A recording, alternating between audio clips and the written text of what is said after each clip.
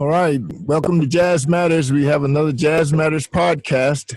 My name is Edwin Williams, founder of Jazz Matters, and today we're talking with Dennis Springer, saxophonist extraordinaire, probably one of the best in Atlanta, probably the best in Atlanta, come to think about it. Oh my gosh. Yeah, I put you on the spot that time, bro. But the thing about it is, Dennis is a great musician. He's played around a lot. All over the world. So what we're going to do is get Dennis to give you his information. Dennis, let people know who you are and where you're from, and we'll go from there.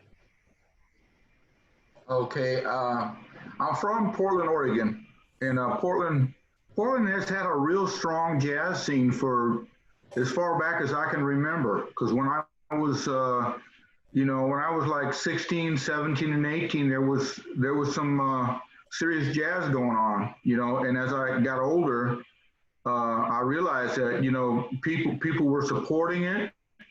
There were musicians that were interested in getting better, and it's always been a thriving community. I mean, you've probably heard of a lot of the musicians as of late that have come out of there. Esperanza Spalding came out of Portland, There's a lot of jazz happening up there. I just felt that I needed to get away from my comfort zone, so to speak, and I had family here in Atlanta, so I came down here in '98, and I stepped out one night, and I said, I need to go hear some jazz, so I stepped out at the time.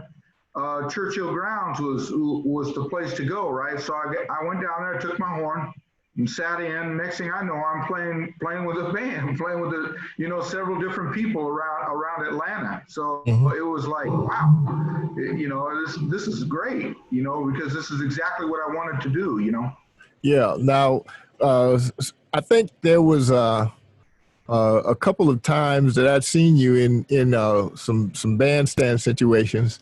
And I was like, well, where's this guy from? So, but I think we actually, the first time I met you was over there, and I was introduced to you by Mariano Pachetti, and over there when he was over there at Jackson's Music, and from that point, I think we hooked up or exchanged numbers some kind of way, and the rest was history, so they say. But speaking of how do you see the culture of jazz changing, over the years here, and especially coming from your point of view right now, because you are still performing and you're still working, even though we all shut down for the pandemic, but you still have other projects you're doing and you're still performing. So how do you see the culture changing, and especially after this that we're going through now? Well, it just seems like, you're in touch with people that from time to time. And it just seems like, it's been really rough and hard to get anything done. And, I've been in the woodshed for the last 3 or 4 months. I've got guys that, for one reason or another, have been following me for a while. One guy that, I can't think of his name right now. He lives up in Harlem, and he was wanting to get try and get some lessons from me and stuff. And I there's a lot of stuff that I could tell him it'd be a lot easier. But like you said, everything is different now. So what I've been trying to do is tell him how I got started playing jazz, and he appreciated that. Because it's so important to get off on a right foot. If you're not doing the right stuff, it depends. I've actually done a master class at a school down in I can't remember the name of the town in Alabama, but I was telling them you have to decide what genre of jazz that you want to really dive into. But I said, no matter what genre of jazz you go to, you need to take it back to where it all started. Go back to the very beginning where it began. and then just go, you know, follow the history of how it evolved. And then once you do that, you can, you know, you're going to make your decision as to what.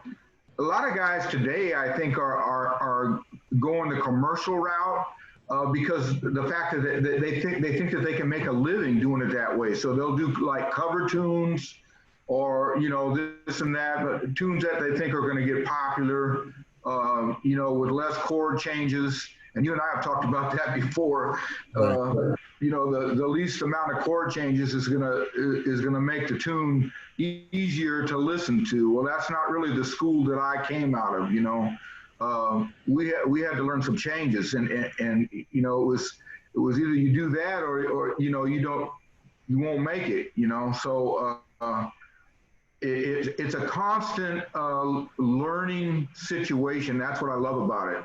You can never stop learning, playing jazz especially. So, you know, you get to a point, I've even gotten to the point where I feel like there's certain types of music, like, you know, I've composed tunes and from the people that I started listening to way back when, I noticed how they've influenced some of the stuff that I've written. Yeah, that makes a lot of sense. Simply because a lot of the younger musicians, they hear about I would call it the fathers of jazz through basic conversation, and they're really, most of them don't really dig down into really what they were doing, why they were doing it, and basically the whole era of the music. They'll get a portion of it, and that's only because that's the way they're taught in the schools. They only get a portion of it. They'll get to know names, but they don't really understand the music simply because it's not taught that way in schools, especially, you know, let's say from starting out from a young person in high schools. Or by the time they get to college, they'll be a little more aware. But you know as well as I know that the jazz is basically a situation to where, like you said, you have to go back to the founders of it and study it from that perspective. That's how you get the most out of it. And yes, you definitely have to learn how the changes, how to get in and out of changes, how to flow through changes, and so forth. So to tell, if you had to, what would you tell the younger musicians today? Well, you know, as far as, you know, trying to get into the music, because I know a lot of them now are into it, but they're into that commercial side of it, or the side that what we call now contemporary, and that's where their limitations are. Like we were talking, I mean, you were just saying before, you know, the fewer the changes, you know, the more they think that that's going to be the ticket. You know what I mean? And unfortunately, the media from mainstream jazz, that's really what they're playing now. You know, they're playing the music that doesn't have the chord changes and the modal aspects of the music, or they're just basically playing vamps, is what I call it. Right. And those vamps basically are just things that came from James Brown and people like that, you know what I'm saying? Because you're in that one chord situation and you're not really moving around a lot, you know? So as a musician like yourself, do you think that the younger people would need some type of mentor that they can actually go to? And if so, what would you advise them to do, you know, right now? Well, you know, I would say try and get involved in as many situations as you can that's going to challenge you to have to play, you know, tunes that have changes in them. You know, there's so many. The American Songbook is just, it goes infinity. You know, it's just forever. I mean, there's so many good songs, but I mean, you don't have to start out with the most difficult thing. But I realized a long time ago, I don't really like, my preference is what I get interested in is when I hear a horn player playing phrases as opposed to licks. because I get burnt out on licks. You know, there's so many licks, and they end up all sounding the same. So I guess it has a lot to do with who I was listening to when I first started, you know, really trying to learn how to play jazz. I was listening to, I think, about three guys most of the time, and that was Coltrane, of course, and Sonny Rollins and Wayne Shorter. And then I started discovering a whole bunch of other guys that were playing a whole lot of stuff too. I mean, Hank Mobley is probably one of the most underrated guys ever, and he played so melodic. It's almost unbelievable that you know, a person could do that, but yet he never really got the popularity that he deserved. You know, Dexter Gordon, you know, Joe Henderson, all these guys. Man, if you listen to their solos, it's almost like taking a class. You can just take one solo, and if they're playing a standard, you know, listen to how they approach the changes and stuff. It's a matter of playing phrases through the changes. So, you know, you have to sit there and challenge yourself. What can I do to get from point A to point B to point C without being, it's okay to play licks every once in a while, but you also need to cross that bridge to the next. It was just, listening to somebody the other night, Joe Henderson, I believe, and he was playing Take the A Train. And the last time I heard Joe live, he didn't have a piano player. He was just playing with a bass player and a drummer. And I don't remember who the bass player was, but the drummer, I believe, was Ben Riley. Right. And he was playing Take the A Train. And he didn't need a piano player because he was spelling out with his solo. He was already spelling out all the changes. So it was almost like there was a piano player there, and he was playing the chords. You know, that he obviously knew the chords to the song, and was playing through the changes. But he was playing phrases. You know, so I just take that as an example. You know, Coltrane. On impressions, there's not a whole lot of changes on impressions. You're going from D minor to E flat, and he's playing phrases. He's playing like phrases that last for 8 bars. You know, and a lot of people today think that these guys that are coming out here and doing this circular breathing, but they're only playing 2 notes. And they're holding it forever, and they're getting all impressed. But if you listen close to what Train was doing, he was actually playing an 8-bar phrase, and his idea extended beyond that. So he learned how to circular breathe so that he could extend his phrase to the next 8 bars. And that's almost like genius to me. It's like, you know, you're thinking so far ahead that to do something like that is, you know, it's almost, you know, a lot of guys will go, well, how in the world? Well, it all goes back to, you know, how much are you practicing? You know, if you sit there and practice for 2 and 3, 4 hours, eventually you're gonna get it. Right, and what you practice too, which would make a lot of the difference in what you're doing. But we've been joined now with Vaughn. Vaughn, Vaughn is in, and we here with Dennis. Glad you can chime in, Vaughn. Basically, you know, we're talking about Dennis's perspective of a certain thing, things in music, that is, and since Vaughn is basically hosting your own show, Vaughn, I'm pretty sure if you're going to get Dennis on there anytime soon, and you probably can talk about things that we can't talk about here. But in other words, but it's all good. But anyway, if you want to chime into this, you can.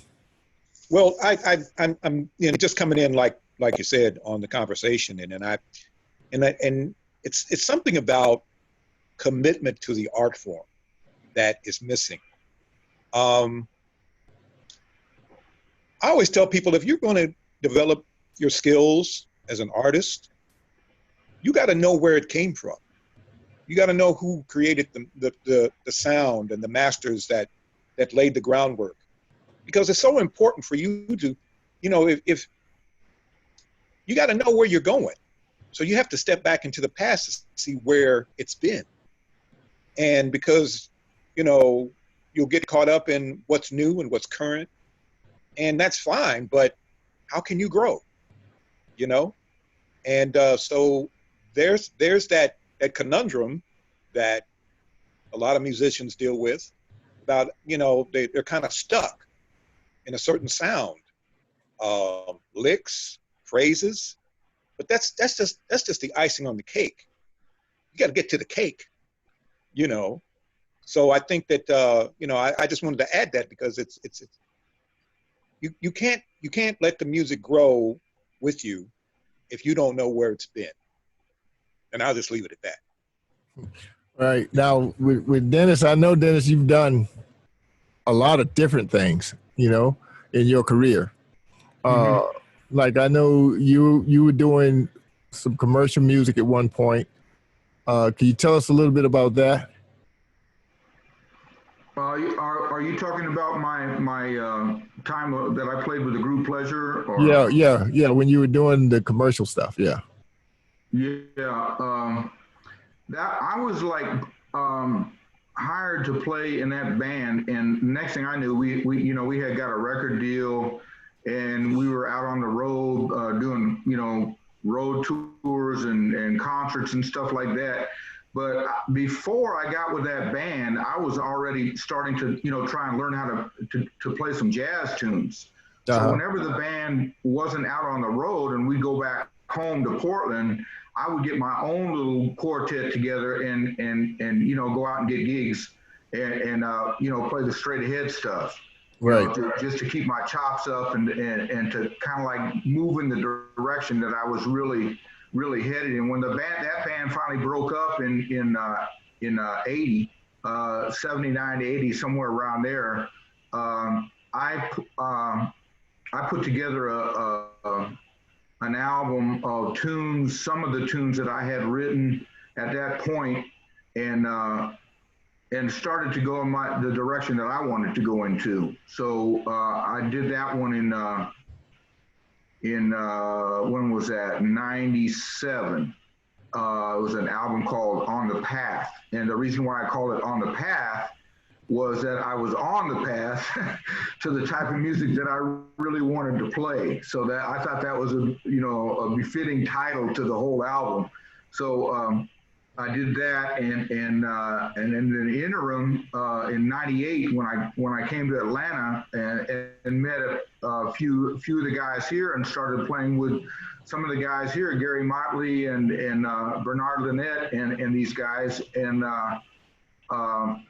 I had said it was time to do another project. I ended up doing part of it here, but because I was so familiar with the guys back home in Portland that were playing the straight ahead music, I wanted to include them in this project. So I kind of did half of it here, and I went back home and did the other half.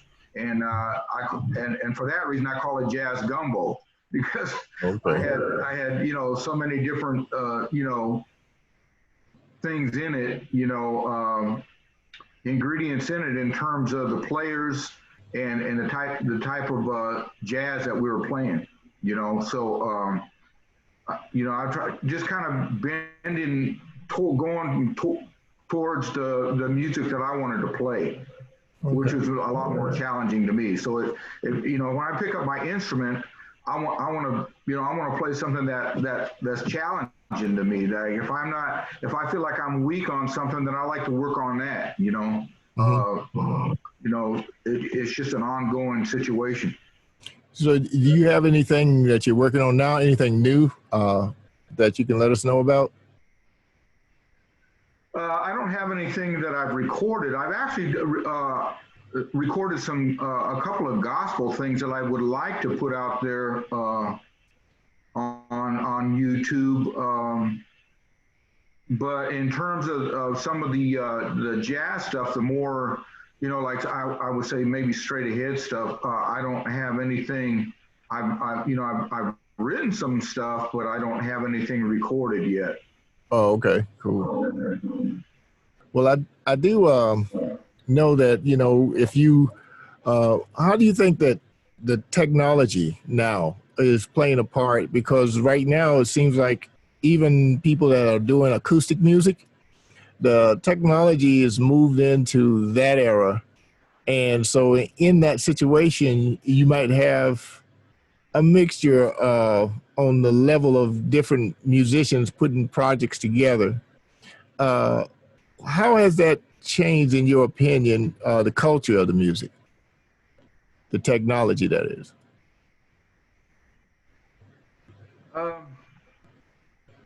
Well, I feel like, it's automatic. I mean, it's naturally going to change over time. I mean, we're moving ahead, but I think it's important to keep the basis of where it came from, and keep that quality in the jazz. Not to make it too, you know. How would I say it? Simplified, uh, or over exaggerated to where it loses its soul.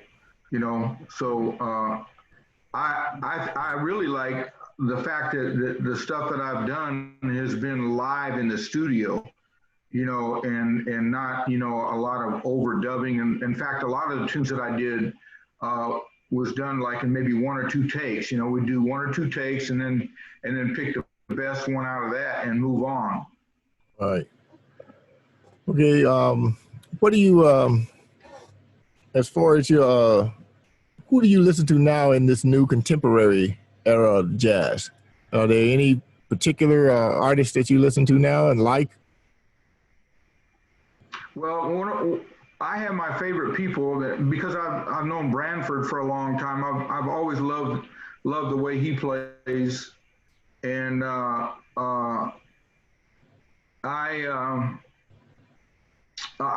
still listen to a lot of the the masters from way back. It seems like I can't escape that because they laid the groundwork, and I'm always finding myself going back to them.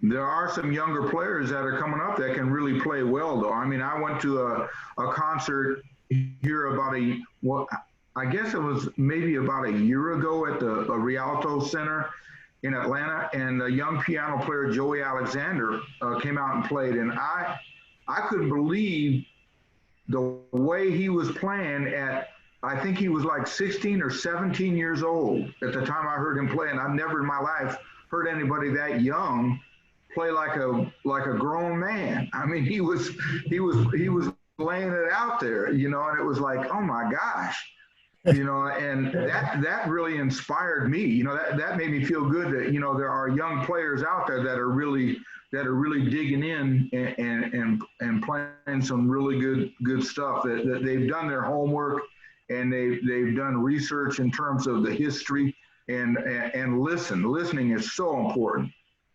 Right. That the listening part is just as important as the practice, really, when you're first starting out.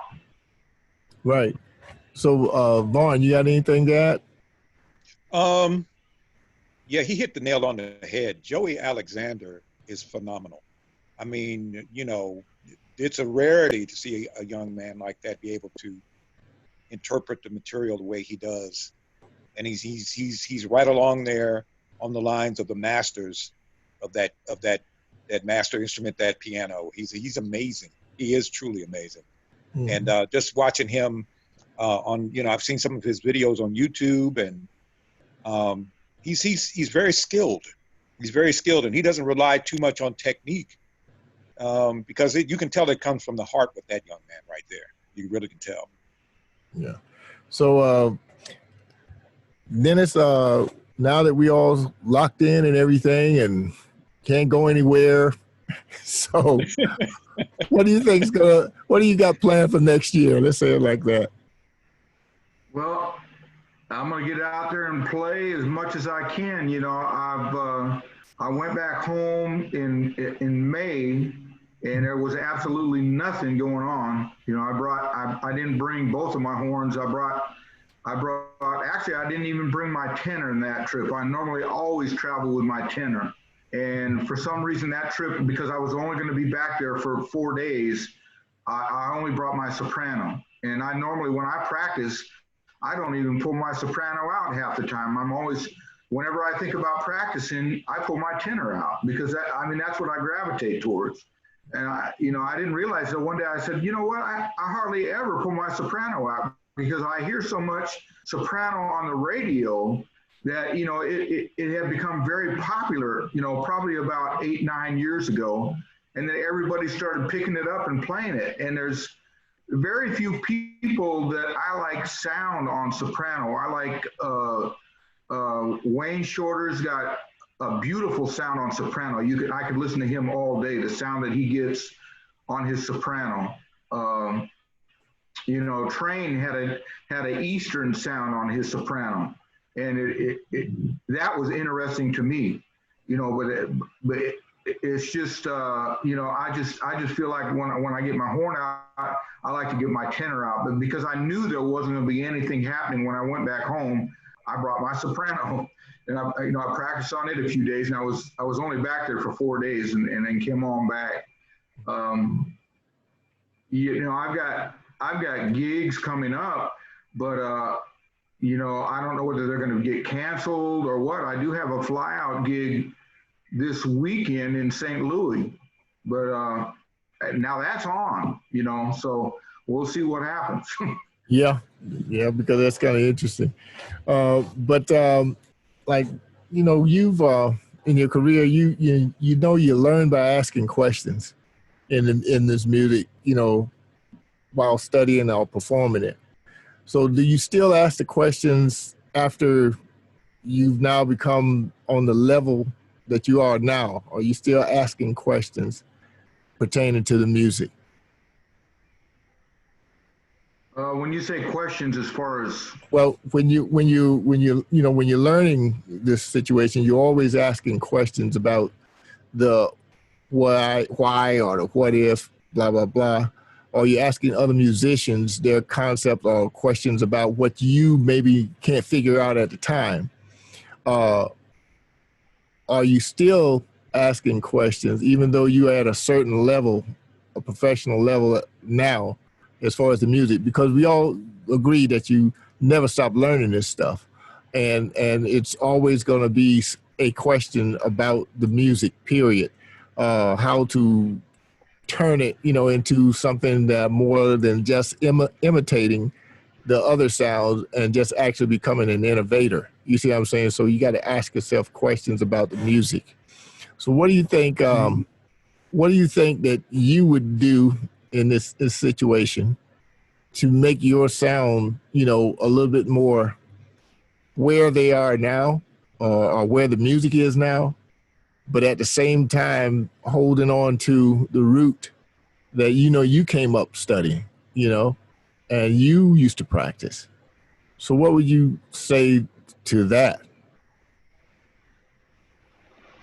In terms of the questions that I would ask? Yeah, the question is yeah, because in the questions you're asking now, like take for instance where the contemporary music is now, contemporary jazz.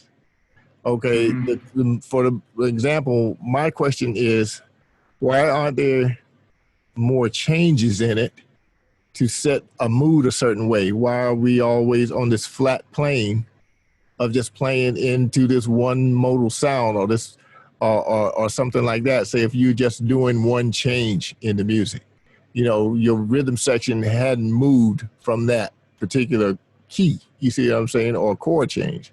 So what do you think you got to do? What questions do you have to ask? Because I usually ask young people, okay, that sounds good as a root, but where are you going to expand this stuff to?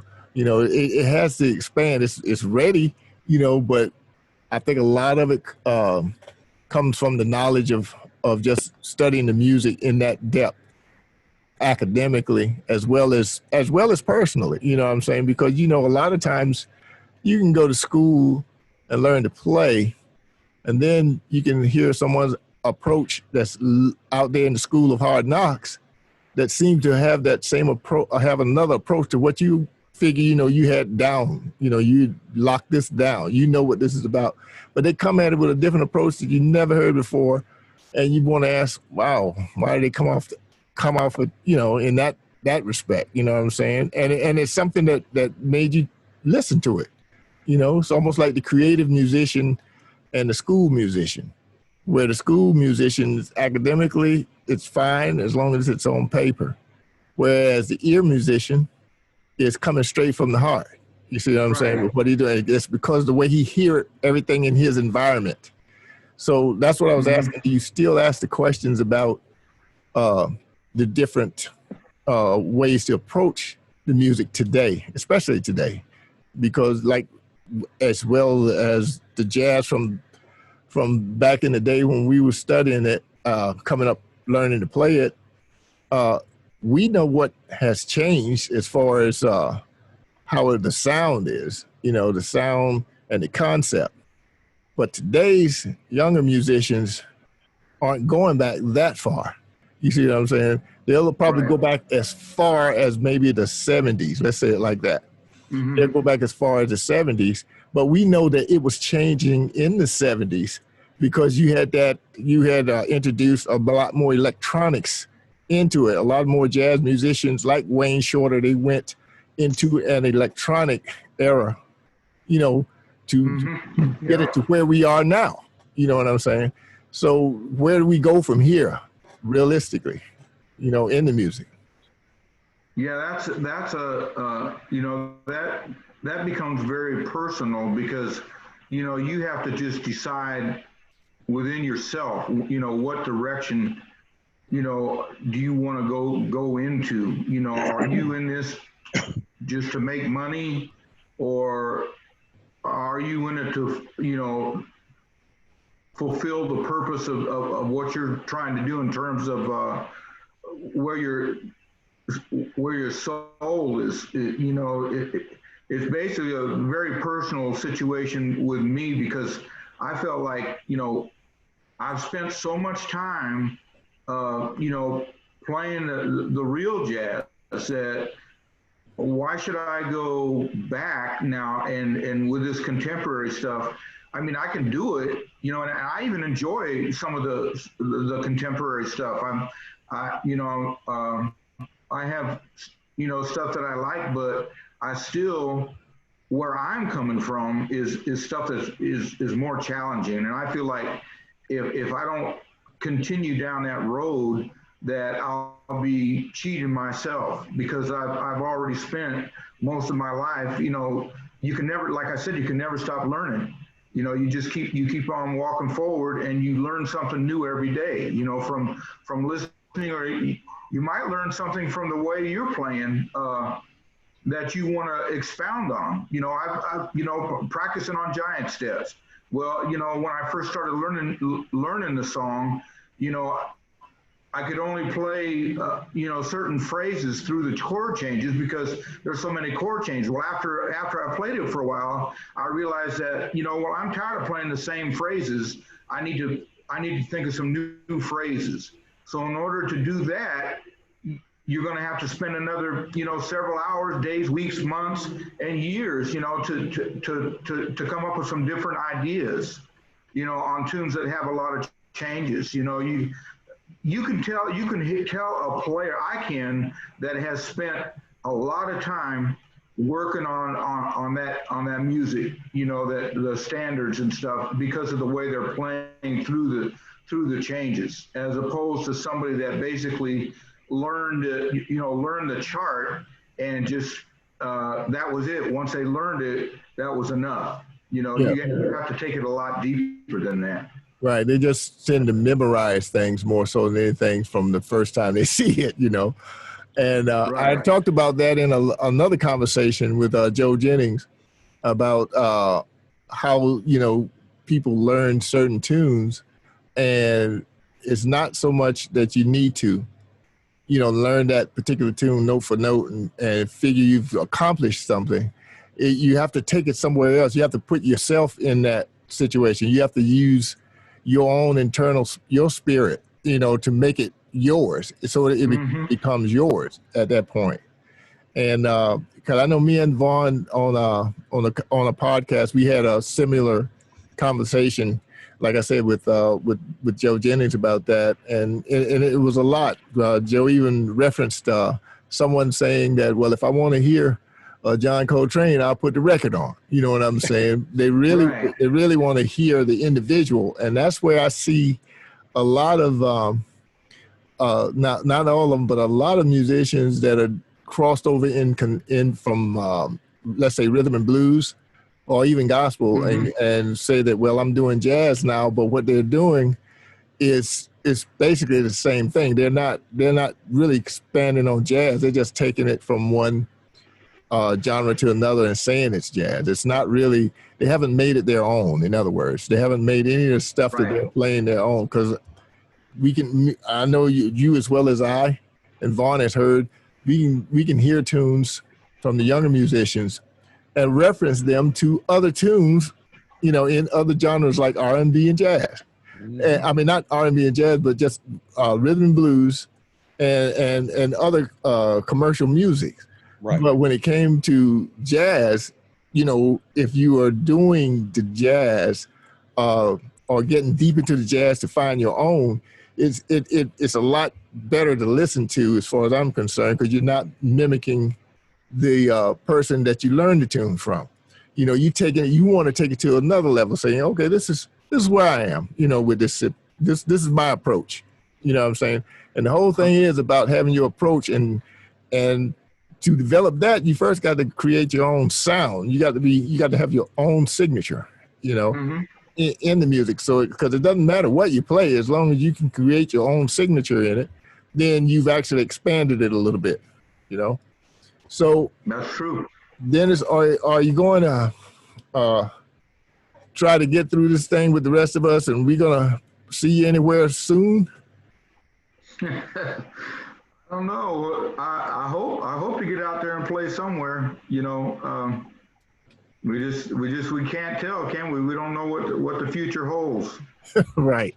But that's what we were trying to do here at Jazz Matters, was continue the platform.